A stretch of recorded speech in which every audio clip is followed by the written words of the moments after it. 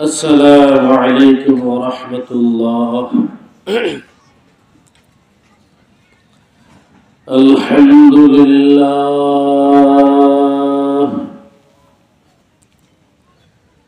الحمد لله وحده،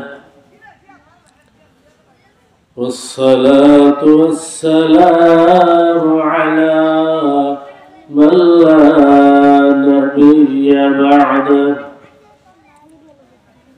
أما بعد فأعوذ بالله من الشيطان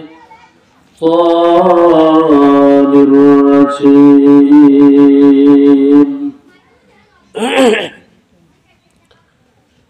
بسم الله الرحمن الرحيم. يا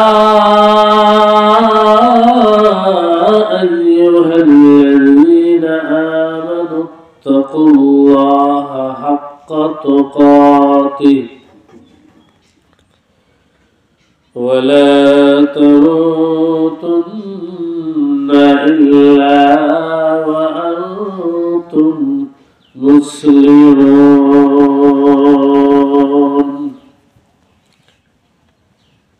بارك الله لنا ولكم في القرآن العظيم، ونفعنا وإياكم بالآيات والذكر الحكيم.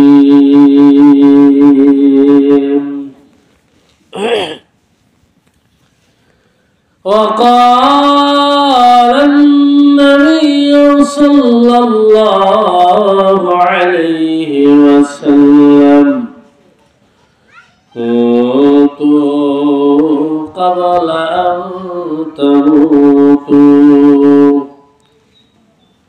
وحاسبوا قبل أن تحاسبوا، أو كما قال عليه الصلاة والسلام. وقال تعالى في آية أخرى: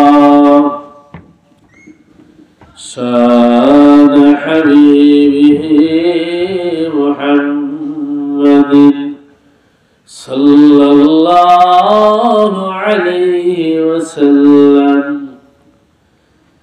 إن الله وملائكته يصلون على النبي يا أيها الذين آمنوا صلوا عليه وسلموا تسليما. সবাই মুহাব্বতে দুরূদ শরীফ পড়ি। আল্লাহুম্মা সাল্লি আলা সাইয়্যিদিনা মাওলানা মুহাম্মদ ওয়া আলা আলি সাইয়্যিদিনা মাওলানা মুহাম্মদ। পড়ো দরুদ নবীর শানে, ও হে মুমিন মুসলমান। পড়ো দরুদ নবীর শানে, ও হে মুমিন মুসলমান পড়লে দরদ নবী খুশি পড়লে দরদ নবী খুশি আল্লাহ মেহেরবান আল্লাহুম্মা সাল্লি আলা সাইয়্যিদিনা মাওলানা মুহাম্মদ ওয়া আলা আলি সাইয়্যিদিনা মাওলানা মুহাম্মদ একবার দরুদ পড়লে আল্লাহ 10 বার করে রহমত দান একবার দরুদ পড়লে আল্লাহ 10 বার করে রহমত দান 10টি গুনাহ মাফ হয়ে যায় 10টি গুনাহ মাফ হয়ে যায় হাদিস শরীফ তার প্রমাণ আল্লাহুম্মা সাল্লি আলা সাইয়্যিদিনা মাওলানা মুহাম্মদ ওয়া আলা আলি সাইয়্যিদিনা মাওলানা মুহাম্মদ লা ইলাহা ইল্লাল্লাহ লা ইলাহা ইল্লাল্লাহ লা ইলাহা ইল্লাল্লাহ লা ইলাহা ইল্লাল্লাহ লা ইলাহা ইল্লাল্লাহ লা ইলাহা ইল্লাল্লাহ লা ইলাহা ইল্লাল্লাহ লা ইলাহা ইল্লাল্লাহ লা ইলাহা ইল্লাল্লাহ লা ইলাহা ইল্লাল্লাহ লা ইলাহা ইল্লাল্লাহ লা ইলাহা ইল্লাল্লাহ লা ইলাহা ইল্লাল্লাহ লা ইলাহা ইল্লাল্লাহ লা ইলাহা ইল্লাল্লাহ মুহাম্মাদুর রাসূলুল্লাহ সাল্লাল্লাহু আলাইহি ওয়াসাল্লাম নবী আমার ইমাম আবু হানিফা রাহমাতুল্লাহি আলাইহি মসজিদ ও প্রবাসীদের উদ্যোগে আয়োজিত অধ্যকার ঐতিহাসিক ইসলামী মহাসম্মেলনের সম্মানিত সভাপতি উপস্থিত মুআজ্জাজ মুকাররম হযরত মাওলানা কেরাম আমার সামনে সমবেত হযরত ফাতেমা রাদিয়াল্লাহু তাআলা আনহার উত্তরসূরি আমার মা ও বোনেরা মহান আল্লাহ পাক রব্বুল আলামিনের দরবারে অসংখ্য অগণিত শুকরিয়া জ্ঞাপন করি যিনি আমাদেরকে বহু সংখ্যক মুসলমান থেকে যাচাই বাছাই করে জান্নাতের বাগানে গুনাহ মাফের মজলিসে রহমতি বরকতি জায়গাতে আমাদেরকে আসার বসার যিনি তৌফিক দিয়েছেন সে আল্লাহর দরবারে সে মহামনিবের দরবারে আমরা সকলেই মন ভরে প্রাণ খুলে উচ্চ আওয়াজ করে সমস করে গলা ছেড়ে ঈমানি আওয়াজে আমরা সবাই পড়ে নেই কালিমাতুশ শুকর আলহামদুলিল্লাহ। নেক কাজ করা, নেক কাজ করতে পারা, এটা সবচেয়ে বড় নিয়ামত। আমার শক্তি থাকলে, আপনার শক্তি থাকলে নেক কাজ করতে পারবো না। যদি আল্লাহ তৌফিক না দেন, নেক কাজ করা সম্ভব হবে না। যদি আল্লাহ তৌফিক দান করেন, তাহলে আমার এই নেক ইচ্ছার উপর আল্লাহর তৌফিক সম্পৃক্ত হলে, সংযুক্ত হলে নেক কাজ করা সম্ভব হয়। যেহেতু আল্লাহ আমাদেরকে বহু সংখ্যক মুসলমান থেকে যাচাই বাছাই করে কোরআন হাদিসের আলোচনা যেখানে হবে এমন পবিত্র জায়গাতে আমাদেরকে আসার বসার সুযোগ করে দিয়েছেন, বোঝা গেল আমাদের এই সৎ ইচ্ছার সাথে আল্লাহর তৌফিক সংযুক্ত হয়েছে, আল্লাহর ইচ্ছা এক হয়েছে। এই জন্য আমরা মাহফিলে আসতে পারছি, এই মহৎ কাজে আমরা শরীক হতে পারছি। আমরা যে মাহফিলে আসতে পারছি, বসতে পারছি, এতে আমরা খুশি না বেজার? আমরা বড় খুশি।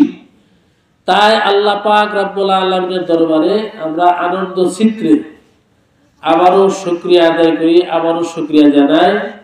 আমরা সবাই আবারও পড়ে নেই কালিমাতুশ শুকর আলহামদুলিল্লাহ। আমার মা বোনেরা, যারা আসছেন, যারা আসতেছেন, যারা মাইকের আওয়াজ যাদের কানে পৌঁছতেছে, আপনারা সকলেই মনকে এই মাহফিলের প্রতি দাবিত করে একনিষ্ঠভাবে আমরা কিছু কথা শোনার চেষ্টা করি।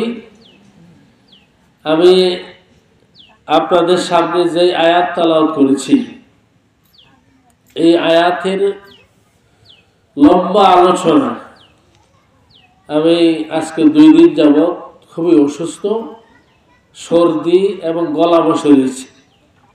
গলা একেবারেই বসা, ঠান্ডার থেকে গলা বসা,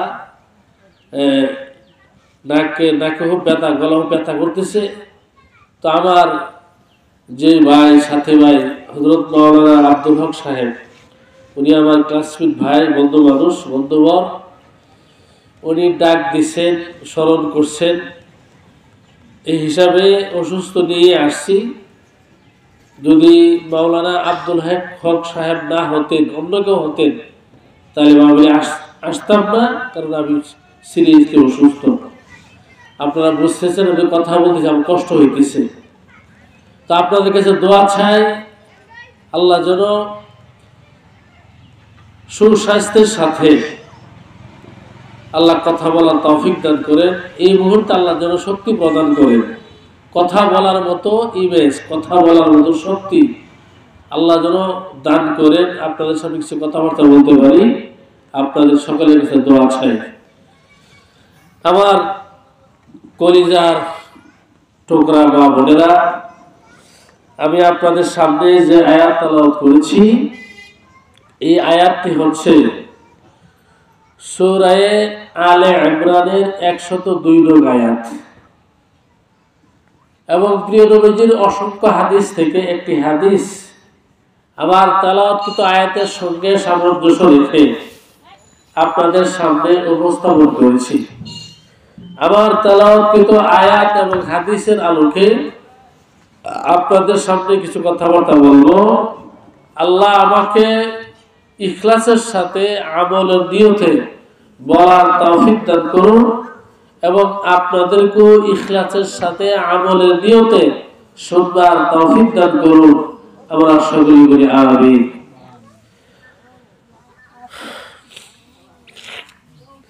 আমার মা বোনেরা, আমি যে আয়াত আপনাদের সামনে তেলাওয়াত করেছি, সরাসরি এই আয়াতের দিকে চলে যাই, ভূমিকায় যাব না।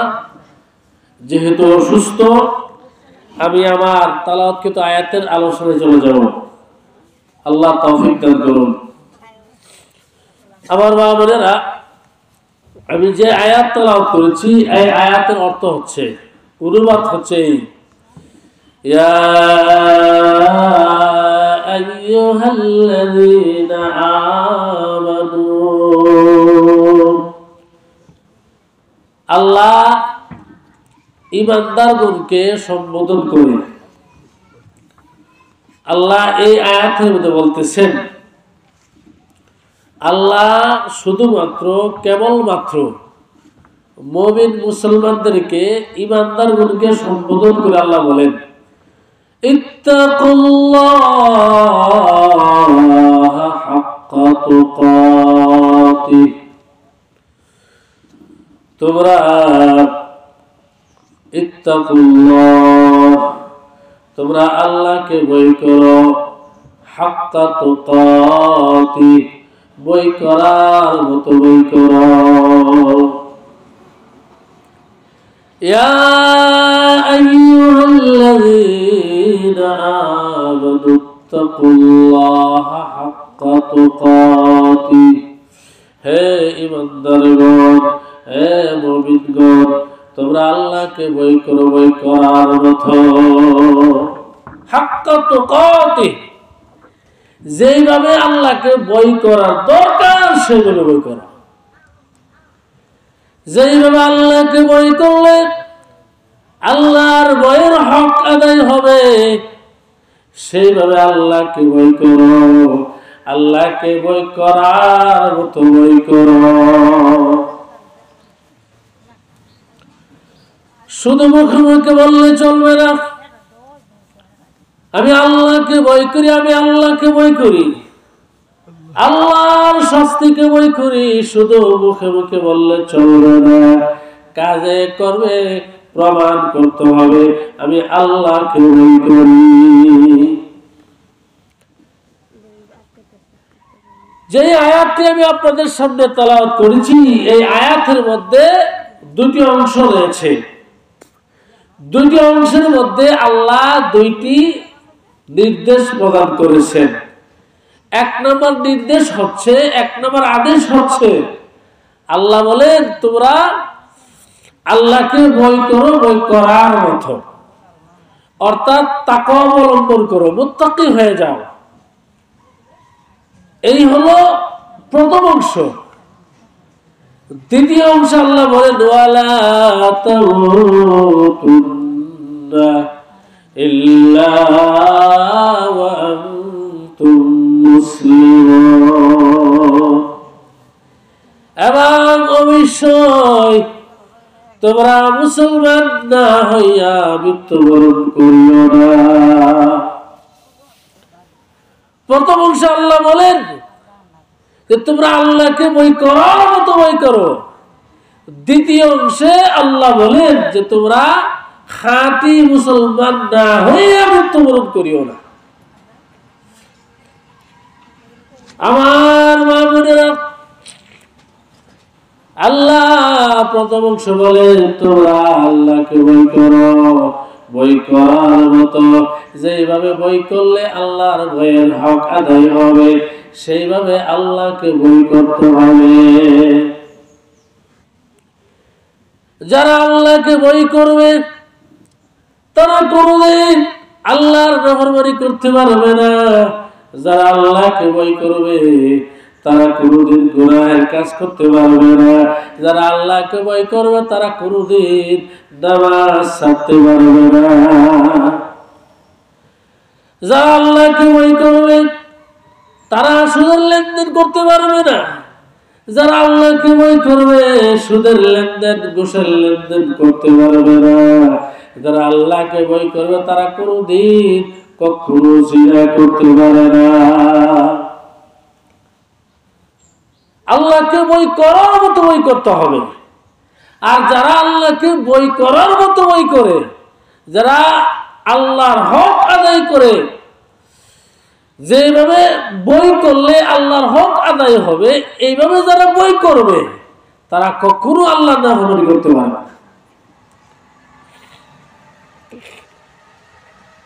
যারা নামাজ পড়ে না তারা কোনদিন আল্লাহকে ভয় করে না।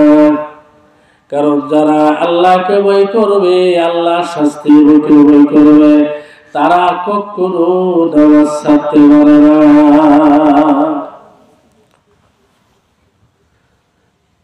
আল্লাহ এই আয়াতের প্রথম অংশে আল্লাহ তাকওয়া অবলম্বন করার জন্য আল্লাহ আদেশ করেছে। আল্লাহ বলেছেন তোমরা মুত্তাকি হয়ে যাও, তোমরা তাকওয়া অবলম্বন করো, তোমরা পরহেজগারি অবলম্বন করো।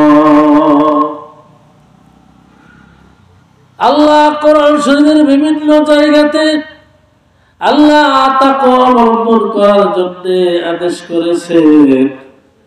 আল্লাহ কোরআনের বিভিন্ন আয়াতে তাকওয়ার কথা বলেছেন, এমনকি আল্লাহ কোরআনকে তাকওয়া দিয়ে সাজিয়েছেন।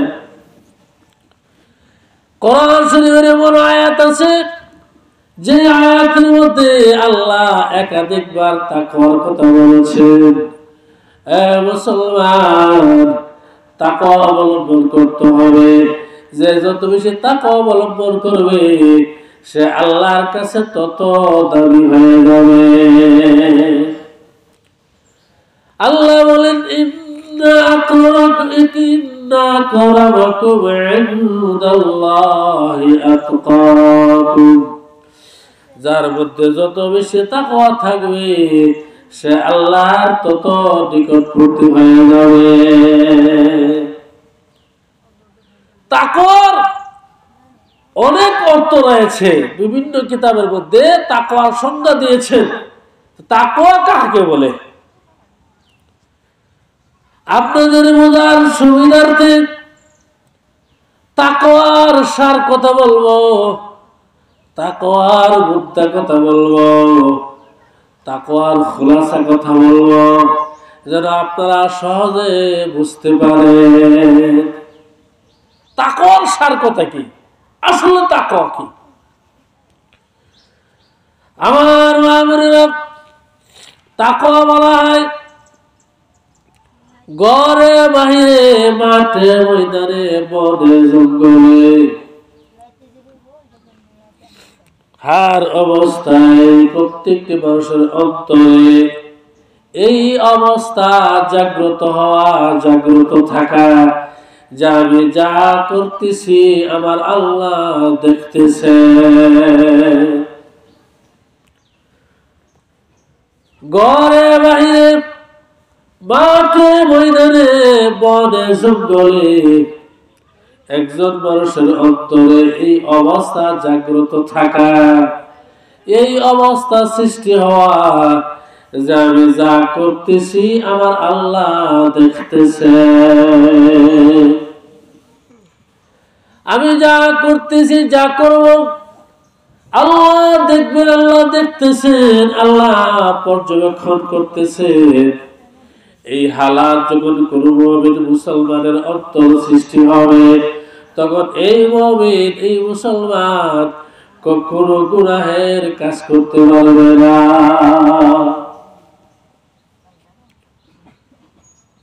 সুদের লেনদেন করতে পারবে না। সুদের লেনদেন করা আছে, কেউ দেখে নাই, কেউ জানে না।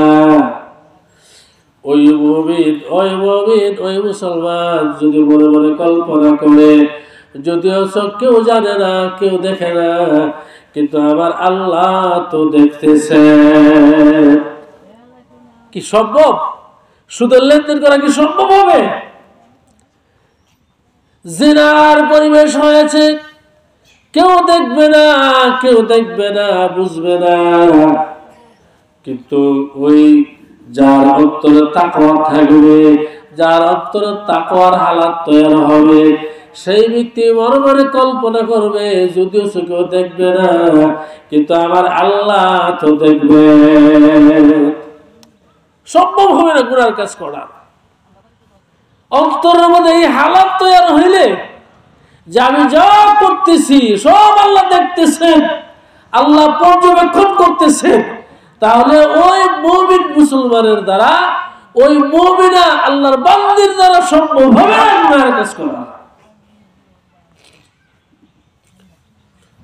আমাদের সমাজের মধ্যে বহু মুসলমান আছে বলে না আল্লাহকে ভয় করি, আল্লাহকে ভয় করি, আল্লাহকে ডরাই। যদি বলা হয় ভাই নামাজে আসেন, নামাজ পড়েন, বিভিন্ন বাহানা সামনে তুলে ধরে, বিভিন্ন সমস্যার কথা তুলে ধরে।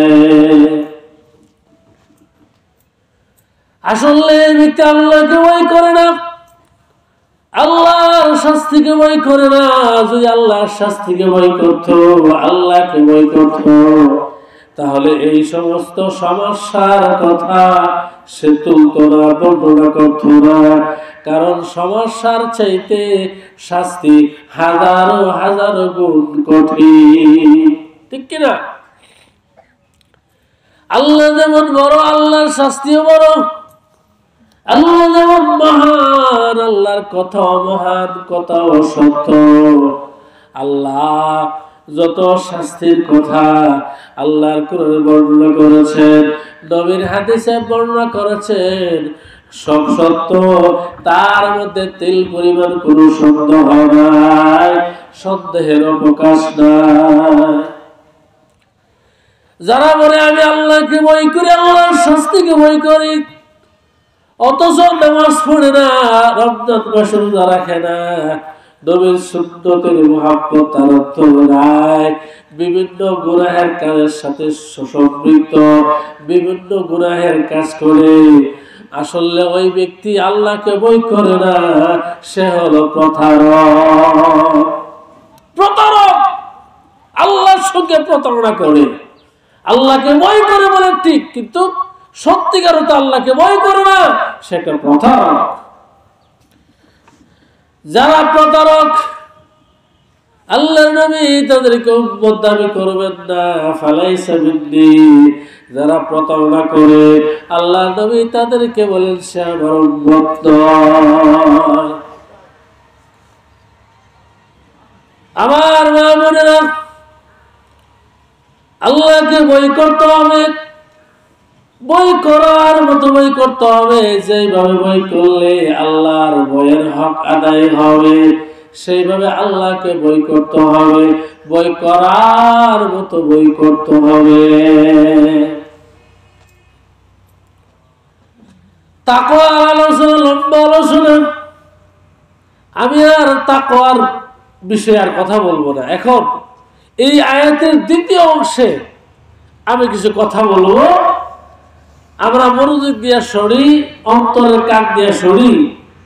আল্লাহ যেন এই আলোচনার দ্বারা আমাকে আল্লাহ পাক হেদায়েতে কামেল নসিব করেন, আপনাদেরকে হেদায়েতে কামেল নসিব করেন। আমরা সকলে বলি আমিন। হে মুসলমান, এই আয়াতের মধ্যে আল্লাহ দুটি আদেশ করেছেন। প্রথম অংশে আল্লাহ বলেছেন, এ ঈমানদারগণ, তোমরা তাকওয়া অবলম্বন করো, তোমরা মুত্তাকি হয়ে যাও, আল্লাহকে ভয় করো, ভয় করার মতো। দ্বিতীয় অংশে আল্লাহ বলেন, ওয়ালা তামুতুন্না ইল্লা ওয়া আনতুম মুসলিমুন। আল্লাহ বলেন, নিশ্চয় তোমরা খাঁটি মুমিন মুসলমান না হইয়া মৃত্যুবরণ করিও না। তোমরা খাঁটি মুসলমান হইয়া মৃত্যুবরণ করিও। সাবধান, তোমরা খাঁটি মুমিন মুসলমান না হইয়া মৃত্যুবরণ করিও না। খাঁটি মুসলমান হইয়া মৃত্যুবরণ করো, খাঁটি মুসলমান না হইয়া মৃত্যুবরণ করিও না। হে মুসলমান, আল্লাহর এই কথার দ্বারা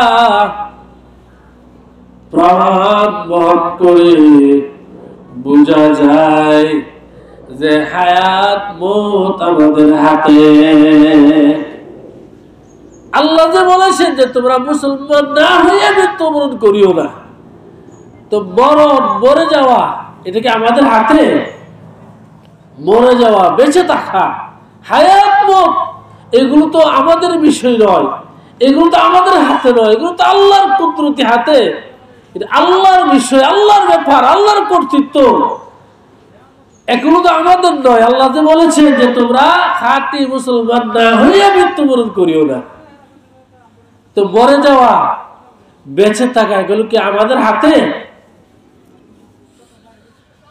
খাঁটি মুসলমান হইলাম, মরে গেলাম, খাঁটি মুসলমান হইতে পারলাম না, মরলাম না, বেঁচে গেলাম। যেদিন খাঁটি মুসলমান হইব সেদিন মৃত্যুবরণ করব, যেদিন খাঁটি মুসলমান হইতে পারব না সেদিন মরব না।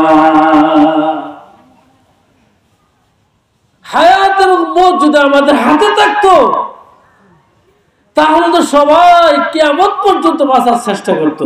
কি বলেন, ঠিক কিনা? কিয়ামত পর্যন্ত বাঁচত এবং যত পাপাচার আছে, যত অন্যায় কাজ আছে, এইগুলো করত। মৃত্যুর আগে সে পরিপূর্ণ মুসলমান হইয়া তাওবা কইরা সে মরে যেত। কত সহজ ছিল, মনে যা যা সবই করব। এই মৃত্যুর 1 সপ্তাহ আগে, 3 দিন আগে, 4 দিন আগে খাঁটি মুসলমান হইয়া মরে গেল। বিষয়টা কি এমন যে আমরা ইচ্ছা করলে বাঁচবো, ইচ্ছা করলে বেঁচে থাকবো, ইচ্ছা করলে মরে যাব? বিষয়টা এমন নয়। কারণ আল্লাহ কোরআনে বলেন, ওয়ালাই ইউআখিরুল্লাহু নাফসান ইযা জাআ আজালুহা। যখন কোনো প্রাণীর নির্ধারিত মৃত্যুর সময় চলে আসবে তখন কোনো প্রাণীকে ছাড় দেওয়া হবে না, অবকাশ দেওয়া হবে না, সুযোগ দেওয়া হবে না। যখন যার মৃত্যু তখনই তার মৃত্যু হয়ে যাবে। যখন যার মৃত্যু তখনই মালাকুল মউত তার জান কবজ করবে। আল্লাহ যার যতদিন হায়াত দিয়েছেন ততদিনই বাঁচতে পারবে। 1 সেকেন্ডের জন্য আট পিস করা হবে না। যে সময়ে যে স্থানে মৃত্যু হবে সেখানে মালাকুল মউত তার জান কবজ করবে। ইচ্ছা করলে আমরা বাঁচতে পারবো না, ইচ্ছা করলে মরতে পারবো না। মরে যাওয়া, বেঁচে থাকা একমাত্র আল্লাহর ক্ষমতা। আল্লাহ যদি ইচ্ছা করেন মৃত্যু দিয়ে দিবেন, দুনিয়ার কেউ বাঁচাতে পারবে না। আল্লাহ যদি ইচ্ছা করেন মৃত্যু দিব না, তার হায়াত বানিয়ে দিব। সারা পৃথিবীর মানুষ চেষ্টা করলেও তাকে মারতে পারবে না। কেউ, ঠিক কিনা? আমার মা বোনেরা, আল্লাহ 4টি বিষয় আল্লাহর কুদরতি ইলমে সংরক্ষণ করে রেখেছেন। কাউকে এই বিষয়গুলোর ইলম আল্লাহ প্রদান করেন না।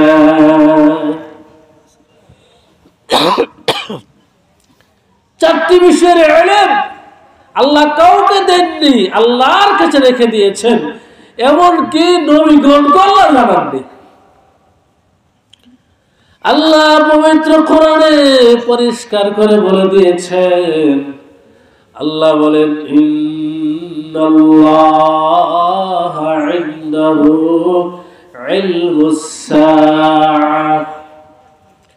নিশ্চয় আল্লাহর কাছে রয়েছে ইলমুস সাআহ, কিয়ামতের ইলম। কিয়ামতের ইলম আল্লাহর কুদরতি ইলমে, আল্লাহর সেই ইলমের মধ্যে সংরক্ষণ করে রেখেছে। কখন কিয়ামত হবে, কোন তারিখে কিয়ামত হবে কেউ বলতে পারবে না। এমনকি নবীরা পর্যন্ত বলতে পারেন না। এই কিয়ামতের ইলম আল্লাহর সেই ইলমের মধ্যে সংরক্ষণ করে রেখেছে। আল্লাহ গোপন রেখেছেন, প্রকাশ করেন নাই। 2 নম্বর হলো ওয়ায়ুনাজ্জিলুল গায়স। তিনি বৃষ্টি বর্ষণ করেন, বৃষ্টি দেন। অর্থাৎ কোথায় বৃষ্টি হবে, কোন এলাকাতে বৃষ্টি হবে, এই ইলম আল্লাহর কাছে। এই ইলম আল্লাহ কাউকে প্রদান করেননি। কোন এলাকাতে বৃষ্টি হবে, কখন বৃষ্টি হবে, এটা একমাত্র আল্লাহ জানেন, আল্লাহ ছাড়া কেউ জানেন না। এখন বলতে পারেন যে আবহাওয়া অধিদপ্তরের সদস্যরা বলে দেয় যে 3 দিন নিম্নচাপ আছে, বৃষ্টি হতে পারে, ঝড় তুফান হতে পারে। তারা যদি বলতে পারে, তারা যদি বলে, আল্লাহ যে বলছেন বৃষ্টি কোথায় হবে, কোথায় ঝড় তুফান হবে, এটা একমাত্র আল্লাহ জানেন, এই ইলম কাউকে দেননি। তাহলে আবহাওয়া অধিদপ্তরের সদস্যরা তারা কিভাবে বলে? মুসলমান, তারা ডাইরেক্ট বলতে পারে না। তারা সমুদ্রের তলদেশে যন্ত্র ব্যবহার করে লক্ষণ দেখে তারা বলে। তারা বলতে গিয়া বলে বৃষ্টি হতে পারে, বৃষ্টি হবে, এই কথা বলে না। তারা বলে বৃষ্টি হতে পারে, ঝড় তুফান হতে পারে, ঝড় তুফান হবে, বৃষ্টি হবে, এই কথা বলে না। হতে পারে, কিন্তু আল্লাহ জানেন কোন এলাকাতে বৃষ্টি হবে, কোথায় ঝড় তুফান হবে, কোথায় কি হবে, আল্লাহ জানেন। আর মানুষ আল্লাহর দৃশ্য দেখে যন্ত্রের মাধ্যমে তারা শুধু বলে হতে পারে, বৃষ্টি হতে পারে, ঝড় তুফান হতে পারে, হবে, এই কথা তারা বলে না।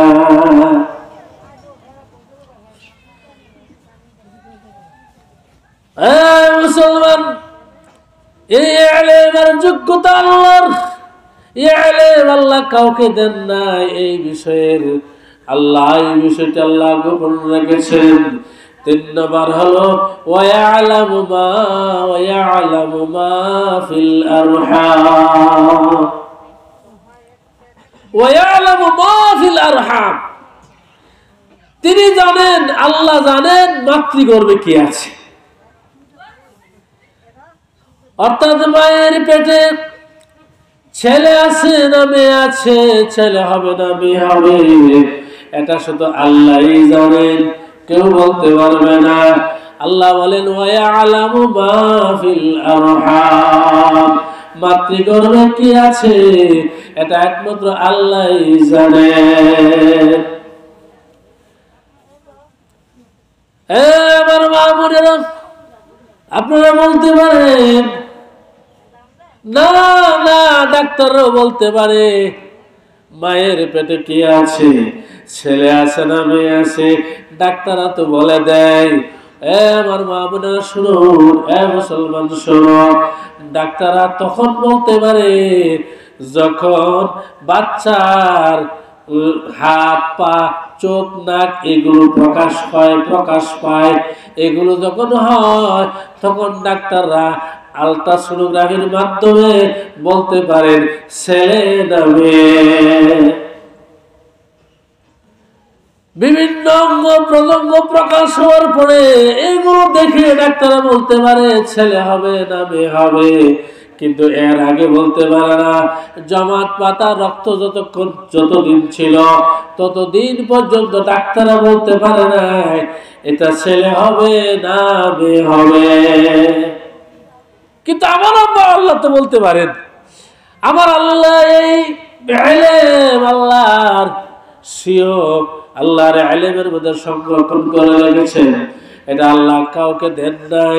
এই ইলম আল্লাহ গোপন রেখেছেন। মায়ের পেটে সন্তান গেলে এই সন্তানের হাত পা চক্ষু পা এগুলো প্রকাশ হওয়ার আগে কোন ডাক্তার বলতে পারে না, কিন্তু আমার আল্লাহ বলতে পারে। সুবহানাল্লাহ। ওয়ায়ালামু মা ফিল আরহাম, তিনি মাতৃগর্ভে কে আছেন তিনি জানেন, তিনি বলতে পারেন, তিনি জানেন। 4 নম্বর হলো ওয়ামা তাদরি নাফসুম মাযা তাকসিবু গাদা। 4 নম্বর হলো আগামীকাল কি অর্জন করবে, আগামীকাল কি অর্জন করবে তা আল্লাহ জানেন। মানুষ আগামীকাল কি অর্জন করবে, আগামীকাল কি খাবে, আগামীকাল তার জন্য কি রিজিক বরাদ্দ আছে, এটা মানুষ জানে না, জানেন একমাত্র আল্লাহ। কে জানেন? আল্লাহ জানেন। আগামীকাল আমি কি খাবো, আগামীকাল আমার তকদিরে কি আছে, আগামীকাল আমি কি ইনকাম করব, আগামীকাল আমার জন্য কি রিজিক বরাদ্দ আছে, এটা কেউ জানে না, একমাত্র জানেন কে? সবাই বলেন আল্লাহ জানেন, আর কেউ জানেন না। 5 নম্বর হলো ওয়ামা তাদরি নাফসুন বিআইয়ি আরদিন তামুত। ওয়ামা তাদরি নাফসুন বিআইয়ি আরদিন তামুত। 5 নম্বর হলো তিনি জানেন, তিনি জানেন, কেউ জানেন না আগামী, কেউ জানেন না পৃথিবীর কোন জায়গাতে মৃত্যু হবে, এটা কেউ জানে না, একমাত্র জানেন আল্লাহ। পৃথিবীর কোন জায়গাতে আমার আপনার মৃত্যু হবে এটা কেউ জানেন না, কেউ জানে না, আল্লাহ কাউকে জানাননি, একমাত্র আল্লাহই জানেন। পৃথিবীর কোন জায়গাতে আমার মৃত্যু হবে, আপনার মৃত্যু হবে, এটা একমাত্র আল্লাহই জানেন, কেউ জানেন না। এই বিষয়ের ইলম আল্লাহ কাউকে দেননি, এটা আল্লাহর সে ইলমের মধ্যে সংরক্ষণ করে রেখেছে। এই 5টি বিষয়ের ইলম আল্লাহ কাউকে দেননি, এই 5টি বিষয় আল্লাহ গোপন রেখেছেন।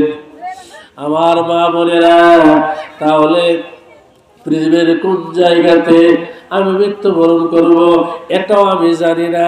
তাহলে আল্লাহ যে বলেছেন অবশ্যই তোমরা হাতি মুসলমান না হইয়া মৃত্যুবরণ করিও না, তাহলে মরণ কি আমাদের হাতে? মরণ কি আমাদের হাতে? ইচ্ছা করলে মরে যাবো, ইচ্ছে করলে বাঁচবো। আমরা কেন? আমরা তো সাধারণ মানুষ। নবীরা পর্যন্ত তাদের নিজ মৃত্যুকে বিলম্ব করতে পারেন নাই। আল্লাহর পরে আমাদের নবীর মর্যাদা, আমাদের নবীর পরে অন্য নবীদের মর্যাদা। নবীরা পর্যন্ত পারে নাই তাদের মৃত্যুকে বিলম্ব করতে, আল্লাহর কাছে প্রার্থনা করেও তারা পারে নাই। আমরা সাধারণ মানুষ, নবীরই তো পারেন নাই। বলবো এই ঘটনাটি, বলবো নবীরা পারেন নাই। কোন নবীর এই ঘটনা ঘটলো? কোন নবী চাইছেন আল্লাহর কাছে হায়াত, চাওয়ার পরও হায়াত পান নাই। আর আমরা তো সাধারণ মানুষ, নবীরই তো তাদের মৃত্যুকে বিলম্ব করতে পারেন নাই। হে মুসলমান, আমরা নাম শুনেছি হযরত সুলাইমান আলাইহিস সালাতু ওয়াস সালাম। সুলাইমান আলাইহিস সালাতু ওয়াস সালামের আব্বা ছিলেন আরেকজন নবী হযরত দাউদ আলাইহিস সালাতু ওয়াস সালাম। হযরত সুলাইমান আলাইহিস সালাতু ওয়াস সালাম এমন একজন বাদশা ছিলেন যিনি সারা পৃথিবী পরিচালনা করেছেন। পৃথিবীর মধ্যে 4 জন বাদশা ছিলেন, তারা তামাম পৃথিবী পরিচালনা করেছেন। এই 4 জন বাদশার মধ্যে 2 জন বাদশা হলো মুসলমান, আর 2 জন বাদশা ছিল কাফের। মুসলমানের মধ্যে 2 জন বাদশা ছিলেন, একজনের নাম হচ্ছে হযরত সুলাইমান আলাইহিস সালাতু ওয়াস সালাম, আর একজনের নাম হচ্ছেন হযরত যুলকারনাইন। আর কাফেরের মধ্যে 2 জন ছিল, একজনের নাম হলো ফেরাউন, আর একজনের নাম হলো যুলকারনাইন। এই চারজন বাদশাহ, এই চারজন ব্যক্তি তাম পৃথিবী পরিচালনা করেছেন। মুসলমানের মধ্যে 2 জন, কাফেরের মধ্যে 2 জন। কাফেরকে আল্লাহ কেন তাম পৃথিবীর বাদশাহী দিয়েছেন? যেন কোনো কাফের কথা বলতে না পারে। আল্লাহ শুধু মুসলমানকে দুনিয়ার নিয়ামত দিয়েছেন, আমাদেরকে দুনিয়ার নিয়ামত দেন নাই। এই জন্য আমরা আল্লাহকে চিনতে পারি নাই। শুধু নিয়ামত মুসলমানদেরকে দিয়েছেন, আমাদেরকে দুনিয়াতে নিয়ামত দেন নাই। এই জন্য আল্লাহকে আমরা চিনতে পারি না। এই কথা যখন কাফেররা বলতে যেন না পারে, এই জন্য আল্লাহ 2 জন মুসলমান দিয়ে তাম পৃথিবী পরিচালনা করেছেন, 2 জন কাফের দিয়ে আল্লাহ তাম পৃথিবী পরিচালনা করেছেন। মুসলমানের মধ্যে 2 জন, একজন হচ্ছেন হযরত সুলাইমান আলাইহিস সালাতু ওয়াস সালাম, আরেকজন হচ্ছেন যুলকারনাইন। সুলাইমান আলাইহিস সালাতু ওয়াস সালাম এমন বাদশা ছিলেন, শুধু মানুষের বাদশা নয়, তিনি জিনের বাদশাও ছিলেন, তিনি পশু পাখির বাদশাও ছিলেন, তিনি পশু পাখির বাদশা, তিনি মানবের দানবের বাদশাও ছিলেন। হযরত দাউদ আলাইহিস সালাতু ওয়াস সালাম বাইতুল মুকাদ্দাসের কাজ আরম্ভ করেছিলেন, তিনি শেষ করতে পারেন নাই, শেষ করেছেন হযরত সুলাইমান আলাইহিস সালাতু ওয়াস সালাম। বাইতুল মুকাদ্দাসের কাজ হযরত সুলাইমান আলাইহিস সালাতু ওয়াস সালাম জিনের মাধ্যমে করাইতেন, জিনেরা করত। হযরত সুলাইমান আলাইহিস সালাতু ওয়াস সালাম জিনের মাধ্যমে বাইতুল মুকাদ্দাসের কাজ করিয়েছিলেন। জিনেরা বড় বড় পাথর, বিভিন্ন পাহাড় থেকে বড় বড় পাথর নিয়ে আসতো, টনের টন পাথর নিয়ে আসতো। এই পাথরের দ্বারা বাইতুল মুকাদ্দাস মসজিদের কাজ হযরত সুলাইমান আলাইহিস সালাতু ওয়াস সালাম করিয়েছিলেন। জিনদের মাধ্যমে বাইতুল মুকাদ্দাসের কাজ করাইতেন। বর্তমানে ফিলিস্তিনের যে মসজিদ, আজকে ইসরায়েলি লাল কুত্তার দলেরা এই ফিলিস্তিনের উপর অতর্কিতভাবে হামলা করে যাচ্ছে, তারা এই মসজিদকে দখল করার চেষ্টা করছে। এই মসজিদটি নির্মাণ করেছিলেন হযরত দাউদ আলাইহিস সালাতু ওয়াস সালাম। দাউদ আলাইহিস সালাতু ওয়াস সালাম কাজ আরম্ভ করেছিলেন, আর এই কাজটি সমাপ্ত করেছেন হযরত সুলাইমান আলাইহিস সালাম। হে মুসলমান, হযরত সুলাইমান আলাইহিস সালাতু ওয়াস সালাম জিনের মাধ্যমে বাইতুল মুকাদ্দাসের কাজ করাইতেন। হযরত সুলাইমান আলাইহিস সালাতু ওয়াস সালাম প্রতিদিন বাইতুল মুকাদ্দাসের পাশে একটি লাঠির উপর ভর করে দাঁড়িয়ে থাকতেন। আর জিনেরা হযরত সুলাইমান আলাইহিস সালাতু ওয়াস সালামকে দেখে বাইতুল মুকাদ্দাসের কাজ করত। একদিন হযরত সুলাইমান আলাইহিস সালাতু ওয়াস সালাম লাঠির উপর ভর করে দাঁড়িয়ে আছেন। জিনেরা সুলাইমান আলাইহিস সালাতু ওয়াস সালামকে দেখে তারা কাজ করতেছে। এমন সময় একজন অপরিচিত লোক আসিয়া হযরত সুলাইমান আলাইহিস সালাতু ওয়াস সালামকে সালাম দিলেন। হযরত সুলাইমান আলাইহিস সালাতু ওয়াস সালাম সালামের জবাব দিলেন। সালামের জবাব দেওয়ার পর ওই আগন্তুক ব্যক্তি কোনো কথা বলছে না, এক পলকে হযরত সুলাইমান আলাইহিস সালাতু ওয়াস সালামের চেহারার দিকে তাকিয়ে আছে, কোনো কথা বলছে না। আগন্তুক ব্যক্তি হযরত সুলাইমান আলাইহিস সালাতু ওয়াস সালামের চেহারার দিকে তাকিয়ে আছেন। হযরত সুলাইমান আলাইহিস সালাতু ওয়াস সালামের মনে সন্দেহ জাগলো, কি ব্যাপার, এই লোকটি আমাকে সালাম করলো, আমি সালামের জবাব দিলাম, এই লোকটি আমার সঙ্গে কোনো কথা বলছে না, এক পলকে আমার দিকে তাকিয়ে আছে, ব্যাপারটা কি বুঝলাম না। হযরত সুলাইমান আলাইহিস সালাতু ওয়াস সালাম ওই আগন্তুক ব্যক্তিকে বললেন, হে ভাই, আপনি আমাকে সালাম দিয়েছেন, আমি সালামের জবাব দিয়েছি। অতঃপর আপনি আমার সঙ্গে কোনো কথা বলছেন না, আমার দিকে এক পলকে তাকিয়ে আছেন। কি ব্যাপার? কোথায় আপনার বাড়ি, কোথায় আপনার ঘর, কে আপনি, পরিচয় দিন। কে আপনি? আপনার পরিচয় দিন। আপনি আমার সঙ্গে কথা বলছেন না, এক পলকে আমার দিকে তাকিয়ে আছেন। কোথায় আপনার বাড়ি, কোথায় আপনার ঘর, আমার পরিচয় দেন। ওই আগন্তুক ব্যক্তি হযরত সুলাইমান আলাইহিস সালাতু ওয়াস সালামকে বললেন, হে সুলাইমান পয়গম্বর, আমি হলাম, আমার পরিচয় দিন। আমি হলাম আনা মালাকুল মাউত। হে সুলাইমান পয়গম্বর, আমি হলাম মালাকুল মাউত, আজরাইল আলাইহিস সালাতু ওয়াস সালাম। যখন মালাকুল মউত আজরাইল আলাইহিস সালামের নাম শুনলেন, হযরত সুলাইমান আলাইহিস সালাম কেঁপে উঠছে।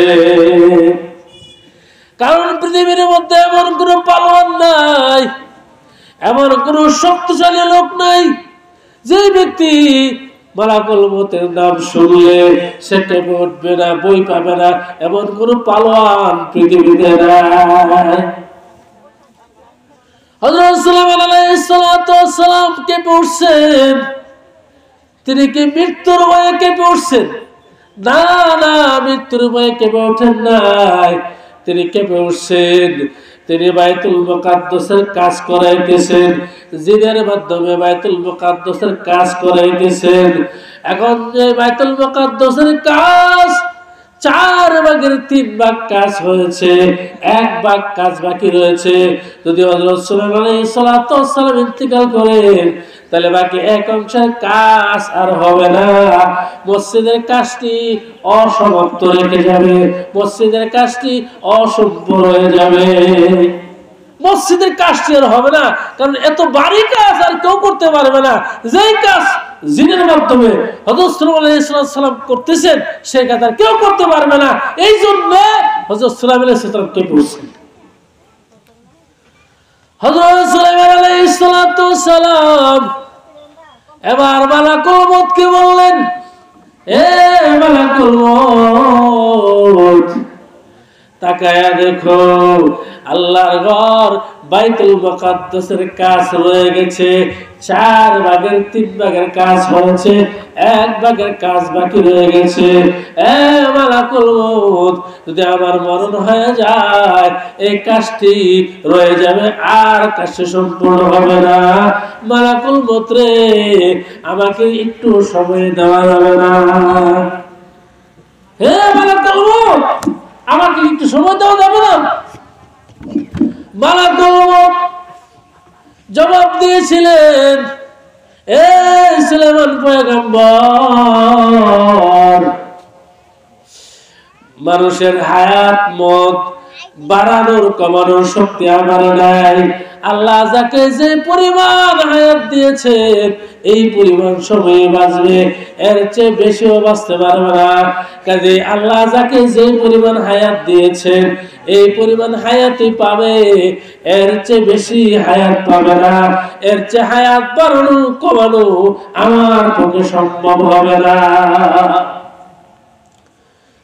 অতঃপর হযরত সুলাইমান আলাইহিস সালাম আল্লাহর দরবারে হাত উঠিয়ে প্রার্থনা করলেন, আল্লাহ, তোমার ঘরের কাজ 4 অংশের 3 অংশের কাজ হয়েছে, 1 অংশের কাজ বাকি রয়ে গেছে।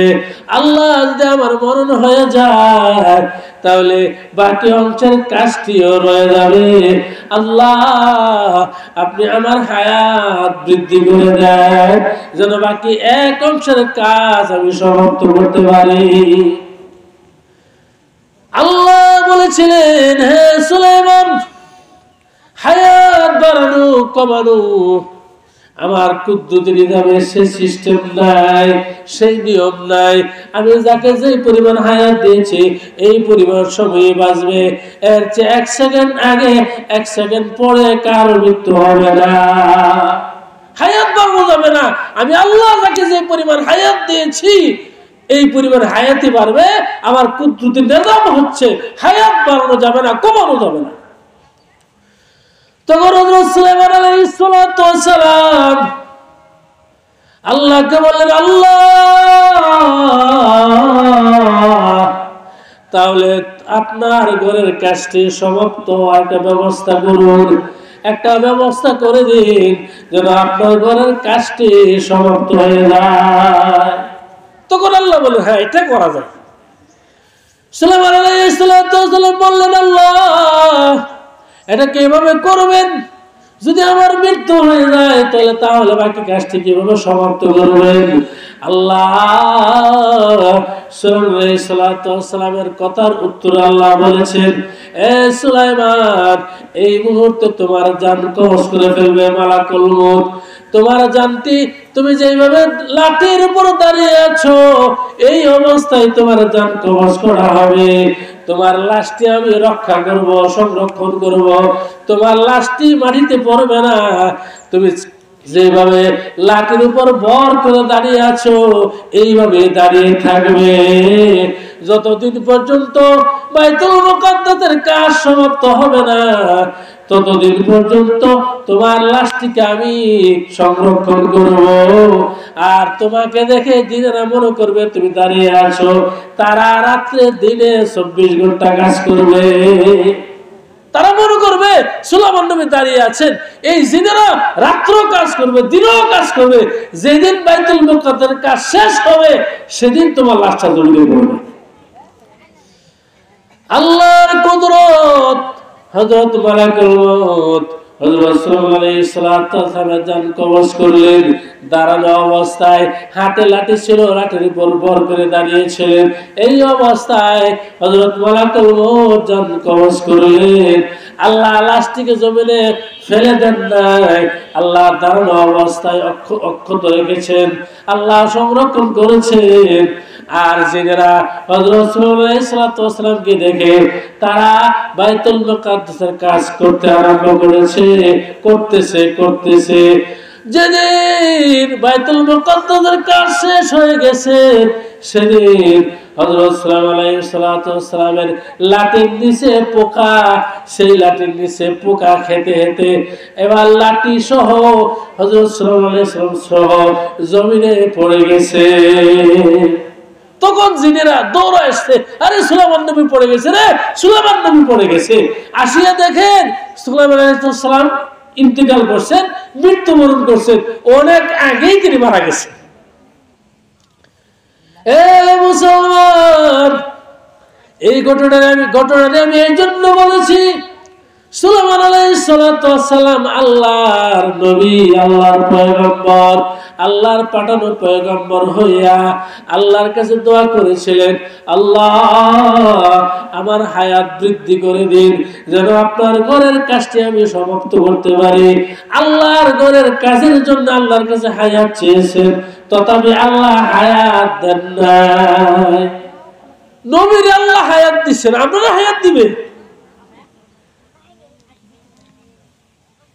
এ মুসলমান, আল্লাহ বলেন ওয়ালা তামুতুন্না ইল্লা ওয়া আনতুম মুসলিমুন। আল্লাহ বলেন অবশ্যই তোমরা হাতি মুমিন মুসলমান হইয়া মৃত্যুবরণ করো, তোমরা হাতি মুসলমান না হইয়া মৃত্যুবরণ করিও না। এই যে আল্লাহ বলছেন তোমরা হাতি মুসলমান হইয়া মৃত্যুবরণ করো, হাতি মুসলমান হইয়া মৃত্যুবরণ করো। হাতি মুসলমান হইলাম, মরে গেলাম, হাতি মুসলমান হইতে পারলাম না, মরলাম না, বিষয়টা কেমন? এই অংশের তাফসীর মুফাসসিরিনে কেরাম দুইটি করছেন। তো তোমরা মুসলমান না হইয়া মৃত্যুবরণ করিও না, এই কথাটির, আল্লাহর এই কথাটির মুফাসসিরিনে কেরাম তাফসীরকাররা দুটি অর্থ করছেন। এক নম্বর অর্থ হলো প্রবৃত্তির যে কামনা, প্রবৃত্তির কামনা বাসনা যা আল্লাহর বিধানের বিপরীত, প্রবৃত্তির কামনা বাসনা যা আল্লাহর বিধানের বিপরীত, এবং গুনাহ ও নাজেস কাজ এবং আল্লাহর অবাধ্যতা, আল্লাহর অবাধ্যতার যে অনুপ্রেরণা তোমাদের অন্তরে সৃষ্টি হয়, তাকে মৃত্যুর আগে জীবিত থাকতেই সেগুলোকে পিষে ফেলো, মেরে দাও, বিলীন করে ফেলো। এই কথাটি আল্লাহর ভাষায় আল্লাহ বলেছেন যে তোমরা হাকি মুসলমান না হইয়া মৃত্যুবরণ করিও না। প্রবৃত্তির কামনা বাসনা যা আল্লাহর বিধানের বিপরীত এবং গুনাহ ও নাজায়েজ কাজ এবং আল্লাহর বিধানের অবাধ্যতার যে অনুপ্রেরণা তোমাদের অন্তরে সৃষ্টি হয়, সেগুলোকে মৃত্যু আসার আগে জীবিত থাকতেই পিষে ফেলো, মেরে ফেলো, বিলীন করে দাও। এটা আল্লাহর ভাষায় আল্লাহ বলছেন তোমরা মুসলমান না হইয়া মৃত্যুবরণ করিও না। এই হলো একটা অর্থ। আর কি অর্থ করেছেন মুফাসসিরিনে কেরাম, সেটি হলো যে তোমরা মরার আগে মরো, মরার আগে মরণের ধ্যান করো, মৃত্যুর আগে মৃত্যুর ধ্যান করো, মৃত্যুর মুরাকাবা করো। এটা কি আল্লাহর ভাষায় আল্লাহ বলছেন যে তোমরা হাতি মুসলমান না হইয়া মৃত্যুবরণ করিও না। আমার প্রাণের ভাইয়েরা, নফসের চাহিদা বিপরীত করতে হবে।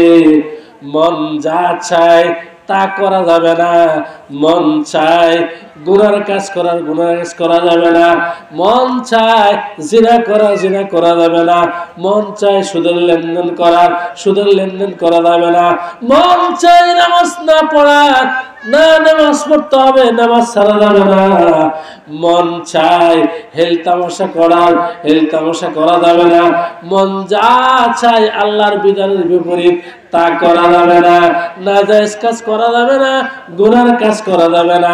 সেই সমস্ত কাজ থেকে ফিরে থাকা, সেই সমস্ত কাজ থেকে অন্তরকে রক্ষা করা, এটাকে আল্লাহ বলেছেন তোমরা হাতি মুসলমান না হইয়া মৃত্যুবরণ করিও না। মনের বিপরীত কাজ করতে হবে। মন যা চাইবে তা করা যাবে না। এ মুসলমান, আল্লাহ বলেছেন তোমরা হাতি মুসলমান না হইয়া মৃত্যুবরণ করিও না। এই আয়াতের দুটি অর্থ করেছেন তাফসীরকাররা, মুফাসসিরিনে কেরাম দুটি অর্থ করেছেন। দুই নম্বর অর্থ হলো, দ্বিতীয় অর্থ হলো মৃত্যুর আগে মৃত্যুর ধ্যান করো, মরণ আসার আগে মরণের মুরাকাবা করো, কবরের মুরাকাবা করো। এ মুসলমান, মৃত্যু আসার আগে মৃত্যুর মুরাকাবা করো, মৃত্যু আসার আগে মৃত্যুর ধ্যান করো। হায় রে আল্লাহ আমাকে দুনিয়াতে পাঠিয়েছেন, আল্লাহর ইবাদত করার জন্য আল্লাহ দুনিয়াতে পাঠিয়েছেন। আমি একা আসছি, আমার সঙ্গে কেউ যাবে না। আমার ধন সম্পদ, টাকা পয়সা, আমার স্ত্রী সন্তান, বন্ধু বান্ধব কেউই আমার সঙ্গে যাবে না। আমি আসছি একাই আমাকে যেতে হবে। কবরের জগতে আমার একা যেতে হবে। আমার সঙ্গে আমার স্ত্রী যাবে না, আমার সন্তান যাবে না, আমার ধন সম্পদ যাবে না, আমার বন্ধু বান্ধব যাবে না, আমার বান্ধবী কেউ যাবে না। আমার একাই কবরে যেতে হবে। কবরে গেলে আমি কি জবাব দেব, কি উত্তর দিব? ফেরেশতা যখন আমাকে বলবে আমার রাব্বুকা, তোমার রবকে, আমি কি জবাব দেব? ওমা দীনুকা, তোমার দিন কি? ওমা নবিয়ুকা, তোমার নবীকে। সেদিন যেদিন ফেরেশতাদের সামনে আমার জবাব দিতে হবে, আমি সেই জবাব দিতে পারবো কিনা আল্লাহর দরবারে, আমি সেই জবাব, আমার উত্তর সঠিক হবে কিনা? কবরের জগতে আমি সুখে শান্তিতে থাকতে পারবো কিনা সেটা তো আমি জানি না। এগুলো ভেবে কান্না করতে হবে, এগুলো ভাবতে হবে। এ মুসলমান, আল্লাহর নবী বিশ্ব নবী রাহমাতুল লিল আলামিন হযরত হাদিজাতুল কুবরা রাদিয়াল্লাহু তাআলা আনহাকে একদিন বলেছিলেন, হে হাদিজা, যখন জিকির করবা, জিকির করার পূর্বে কবরের মুরাকাবা করবে, মৃত্যুর মুরাকাবা করবে, তোমার অন্তর নরম হবে, আল্লাহর ভয় ঢুকবে।